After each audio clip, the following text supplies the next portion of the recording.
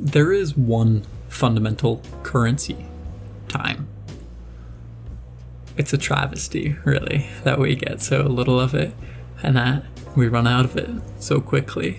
There are countless things that we can do with our time, and our lives are shaped by how we spend it, but we can't do anything to truly extend it. Every day spent is a day gone, and we can spend the seconds of those days sharpening our skills, drawing, for example, or we can spend them in other paths, finding inner peace, pursuing nirvana, or building deep, intimate connections with those we care about. Or even yet, we can burn through it quickly, popping pills, living fast, dying young. There are all these fundamental constraints on our lives: the mortal form, emotions, hunger, and then there are those larger ones, the ones that we can't help. They consume us. And the most important one of these holds my interest like no other. I like to personify her a little. Time, that is. She is the medium through which we exist, and how we treat her dictates who we are. We can treat her as our lover, our mistress, our joie de vivre, our reason for life, the thing that we know will hold us after the sunset of our day and the reaper calls time as we fade into her embrace of nothingness. Or maybe we treat her as our queen, the object of our devotion, what we sink all our effort and labor and resource just to get another scrap of her love, begging on our knees for another second. But she will move on eventually. The way that I often think about her, and the way that it seems like the industrious few do, she does not represent those loving arms, nor that thing which we devote ourselves to, but rather she becomes a foe, an enemy, someone who is the final barrier to which all our hopes and dreams that reach and claw for eternity can only reach for, because she's pulling us into the abyss, blocking our grasp. This is a dark way to think about life and time and how we spend it. It is clear that there are great passions to be had, and there is little else like the pure joy that comes with improvement. However, if you are content, are you truly happy? There is a balance that we must all walk if you want to be peerless, like no one else ever was.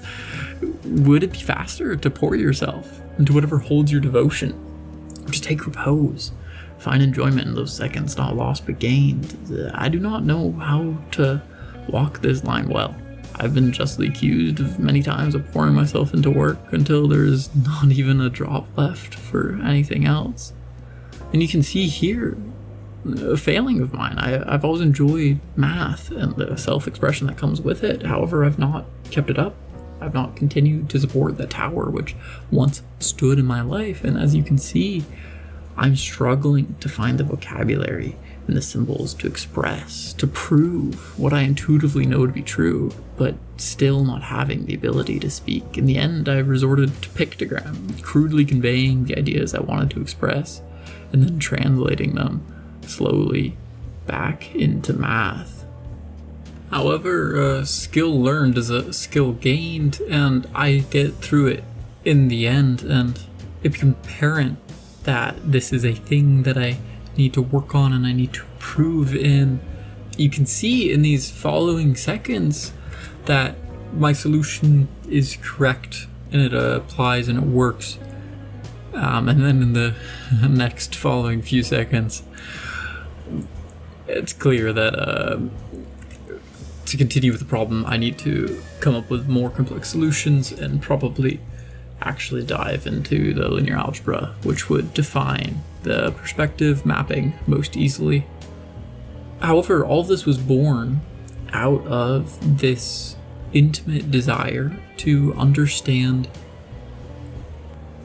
how perspective works.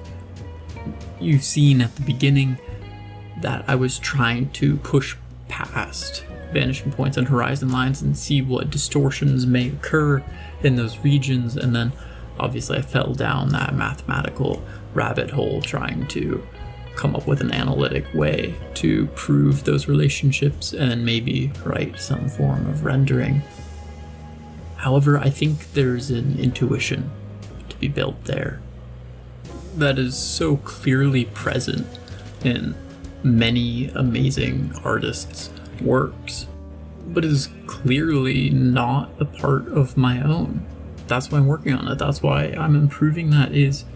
This is a thing that I have chosen that I want to spend my time on, not only because I find it to be ultimately very rewarding, but because I know that acts of creation last beyond the creator. And I don't imagine that I will be an artist to any extent. I like math and programming far too much for that. However, the skills that I develop help bridge the gap between that isolated internal world and those connections that truly make life rewarding. There's not much to do in life. You kind of just get up and walk around. So we should do the only thing we can do with our saeculum. Strive to be happy.